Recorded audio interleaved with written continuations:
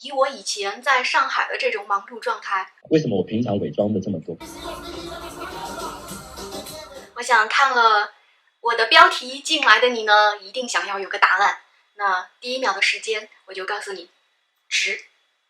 Hello， 大家好，我是在泰国生活旅居5年多的小 F。那在5年之前呢，我是在泰国清迈开了一家民宿，在2019年的时候呢，就结束了我的短暂的民宿生涯。接下来的时间呢，我就献给了镜头前的你。那在最近的1年的时间呢，我又转身为泰国录影博主。为什么会有这样的一个转变呢？我也想跟大家一起来探讨一下。长期关注泰国小 F 的你呢，一定能从我的影片当中发现了很多变化。从刚开始的短的5、6分钟、7、8分钟的视频，一直到现在我做录影的长视频，那其实呢，也折射了我自己的一种心境的变化。这种变化呢，我想从以下3个方面来跟大家探讨一下。第一个，学会孤独。其实在我们的儒家文化长大的这一代来说，孤独可能不是一个很好听的字，有人会觉得你很可怜，有人会觉得有怜悯，但是呢，我是彻底充分的体验了这孤独，而在这最近的几年当中呢，也非常享受这孤独。那我20岁到30多岁以前在上海的生活呢，和现在我在泰国清迈的生活完全是不一样的。曾经呢，我也是一个到处奔波，手拿手机，不是在跟客户的确认当中，就是在社交当中。而且呢，我是一个特别喜欢往外跑的人。在上海的时候呢，我也曾经做过英文的领队，带着上海的一群喜欢小众旅行的小伙伴们，周末的时候呢，在江浙地带徒步呀、探洞呀、溯溪呀。那逢节假日的时候呢，我就带着一群小伙伴们周游在世界各地。曾经呢，在菲律宾给小伙伴们做过一场婚礼。那在海外旅行的时候呢，我不仅是一名领队，还是大家的翻译兼司机兼保姆。所以你们可以想象，我的生活一直是处于一种紧绷的状态。甚至来了清迈以后，由于经营民宿，也没有把自己好好的放轻松，始终处在于一种服务客人、牺牲自我时间，不断的让自己处于一种焦虑的状态。所以至今呢，有很多人还会来找我，小 F， 你来帮我管理民宿吧，你来成为我们的管家吧，我们一起来开公司做民宿吧，都被我一一婉拒。不是我不喜欢民宿这个行业，而是我现在太享受当下的这种状态，享受这种一个人孤独的自由时间。因为如果没有我一个人独自相处的这一个时期呢，我也不会的彻底去探寻内在的这个声音。当然，你也不会停下来真正的思考自己是谁，我到底来这世上干什么？我的人生有什么意义？那他不断在镜子里看自己，他一直对自己很怀疑，我是谁我活着干什么？我活着有什么意义？其实这些问题是一连串反骨自己在问自己。呈现在我面前的你，或者这个社会、这个世界，是真还是假？可是也应该是每个人问自己的。可是正常的人反而不会问，因为我当然活着很好，我很有意义，我很有价值。可是我们不会问，可是反骨在问，我这样的人活着意义何在？所以他不断在镜子里画自己，结果那个东西非常感人。因为我的意思是说，其实每个人都可能应该问这个问题，可是我们都没有机会问。我想以我以前在上海的这种忙碌状态，我完全没有时间去思考这样的问题，更不会去真正的探索自己的内在。我想你们一定有疑惑，那探索自己的内在到底有什么好处呢？那如果你们有跟我一样这样的疑问的话呢，答案是一定的。这个好处就是你不再需要外界的欲望给予你内在真正的喜悦，你不再依赖别人，不再依赖外界，而让自己变得丰盛。他画了那个最有名那张画《Starry Night》，各位到纽约会看到那张画。那每一个人，我几乎看到很多人在那张画前面流泪。可是为什么会这样子？其实我们会发现，每一个人内在都有一个很大的孤独，而且不快乐。可是平常都不知道，自己还以为自己很快乐。可是一看到梵谷的话，会吓一跳。就是梵谷其实告诉你说，你根本没有面对自己，也不敢面对那个部分。就梵谷在看那个星空的时候，他真正把他生命张开来了。所以我想那个部分会是梵谷的画在艺术史上这么重要的一个很大的原因。这个呢，也就带出了我的第二个改变：接受你们的批评，接受自我的挫败。以前我在上海忙碌的生活，非常拼命的工作的时候，其实我的内心是恐惧的，因为我害怕没有收入，因为我害怕和别人格格不入，我害怕跟别人交流的话题是不一致的，想法是不一样的。我想我真正的害怕是我自己没有办法真正的面对自己，无法和自己相处，更无法接受别人对你的不同指指点点、评论左右。因为平常我们会作假，可是我们自己不知道我们在作假。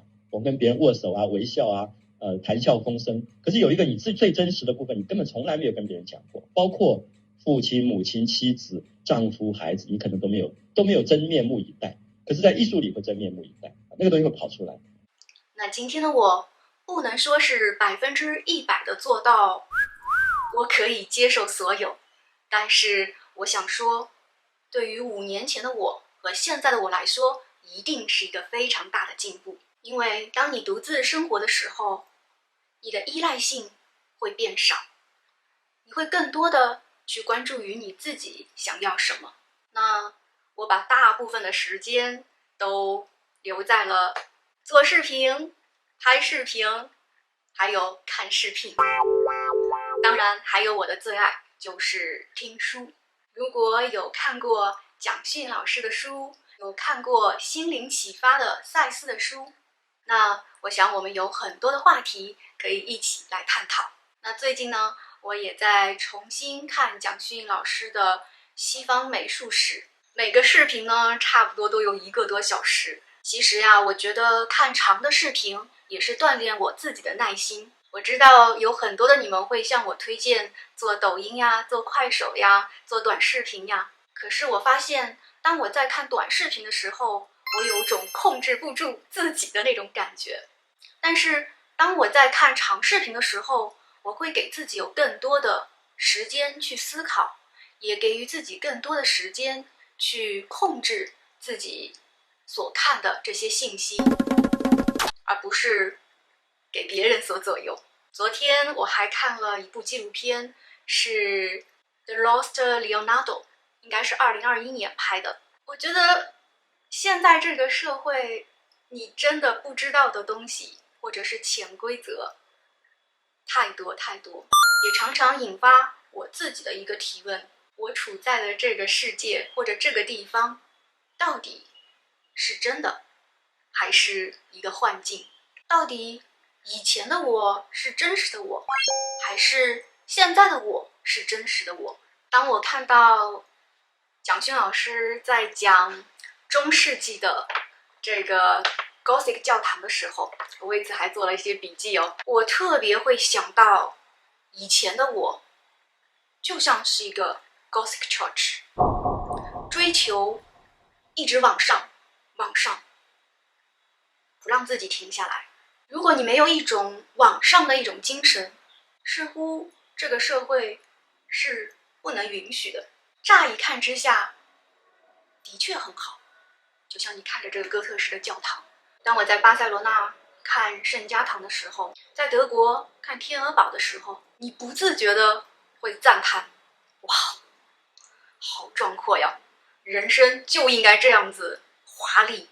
但是我在泰国的这5年，除了今年2月份我去了一次老挝，几乎都没有出过国。我想我是更好的回到了自己的原点，真正的会去欣赏简单的、质朴的、自然的那些建筑、那些东西是多么的美好，而且它带给人的是一种长久的愉悦。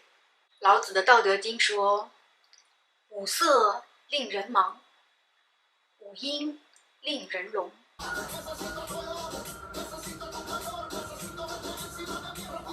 我想正是因为我们看到的颜色太多，听到的声音太杂，而没有办法好好的让自己静下心来。如果在我40岁以前没有走过40多个国家，也没有在我青春年少的时候去经历各种酒吧、舞厅，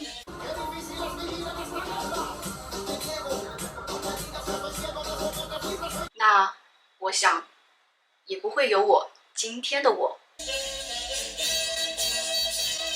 而在泰国清迈的每1年的搬家，也让我彻底学会了什么是断舍离。这个在我之前的做过的影片当中都有跟大家分享过。刘震云曾说过这样一句话：一个人的孤独不是孤独，一个人找另外一个人，一句话找另外一句话，才是真正的孤独。我想在清迈的这5年，我可能是找到了老子或者是我喜欢的庄子的一种状态，返璞归真。所以也是为什么你们看到我这近1年来拍了40多个影片，都是有关录影的。所以反骨现在被讨论都是从心理学上讨论，就是反骨解放了人最不敢解放的部分，那个最真实的自我正是在画里出来。那高更也是，因为高更到了一个大溪地，一个完全淳朴的岛屿，他真正的自我出来了，跟他在股票市场的高更截然不同。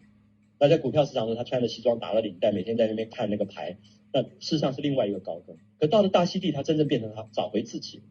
所以在经过这些人之后，我们看到艺术变成很重要的一个找回自己的一个过程。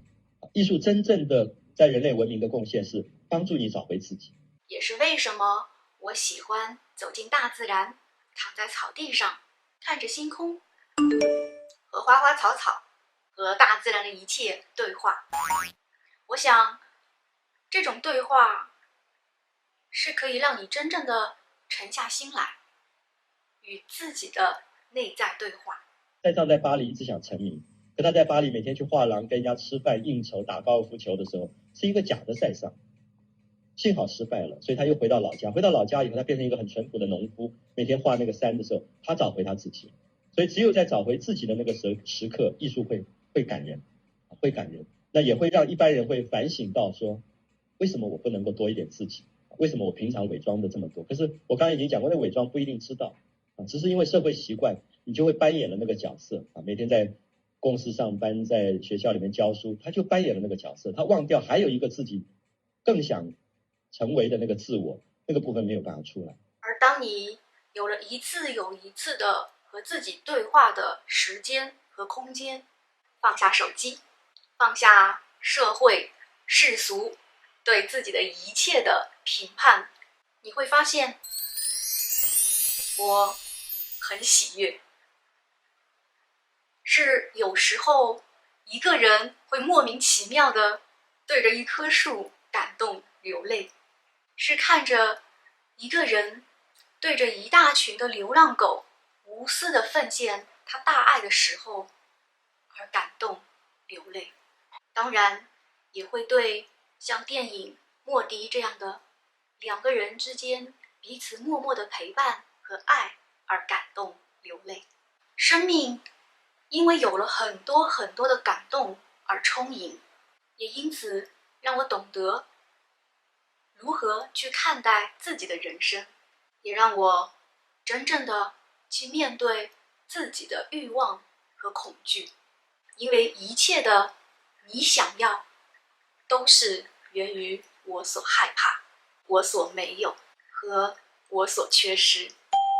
当你真正的明白了这一点以后，我想每个人的心中都是丰盛的、丰满的、喜悦的、感动的。当我有一天回到上海，我想我也会再一次的用新的自己去融入这个大城市，用另外一种眼光去看待繁华荣耀。这是和我在泰国清迈生活5年来的独处生活、露营生活所息息相关的。因为从真正的我自己的角度来看，我在这里玩得很开心，我享受到前所未有的喜悦，我完全受到大自然、大宇宙的祝福，在我自己创造的世界里，用我自己想要的方式尽情游戏。好吧，这又是一支长影片了，如果你还能看到这里的话，我真的很敬佩你。在2024年即将到来的时候呢，我希望我在泰国生活5年的这一丁点的分享能带给你一些小启发。那也祝愿看到影片的每一个你呢，都能找到自己，活出真正的自己。好啦，那我们2024年再见喽！这个小 F 哟，拜拜。